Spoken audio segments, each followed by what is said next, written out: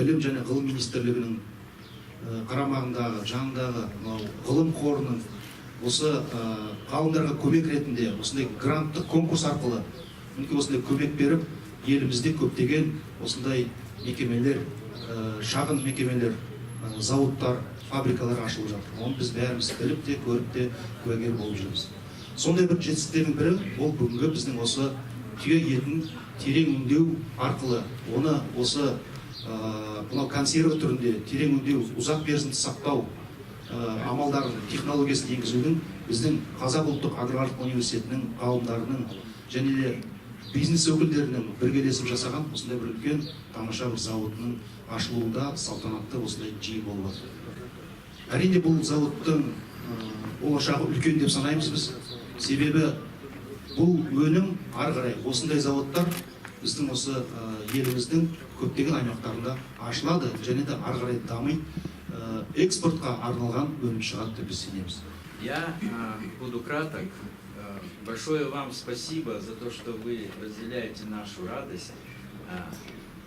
И хочу заверить Фонд науки в лице Ануарбека Жалеловича, что мы не подведем, мы в дальнейшем еще будем развивать это предприятие. И думаю, что оно станет одним из ведущих предприятий в республике в части переработки мяса. Спасибо. На счет 3. Раз, два, три. Официальное открытие завода. Идемте.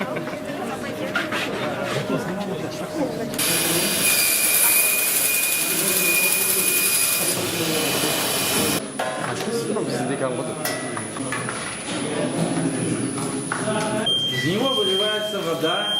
Готовая продукция, она... Елбасының 100 нақты қадамының 64-ші қадамы бойынша істеліп жатқан жұмыс. Негізі сол 64-ші нақты қадам бойынша заң қабылданған.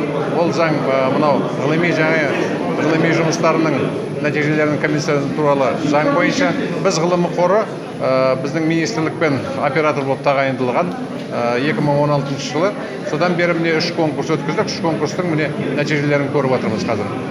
Бүгінгі мынау жоба осы 16 жылы бізге конкурсқа келген. Конкурста сол мынау ғылыми үлкен ННС дейміз, Национальный научный советтің шешімімен осы оларға қаражат бөлінсін деп айтылған. Бұл конкурстың идеясы не дейді?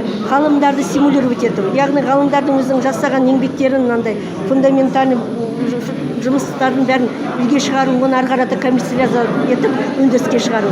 Сонда біз енді Дулат Нұрмұхановичтен жақсы тандем болды. Біздің идеямыз бұл кісі қолға алды, үкімет бізге ақша берді. Соның арқасында мынандай жақсы өнім шығып отыр. Енді бұл өнім біздің армияға өте құнарлығы жағынан да, өзінің биологиялық пайдалығы жағынан да өте жоғары.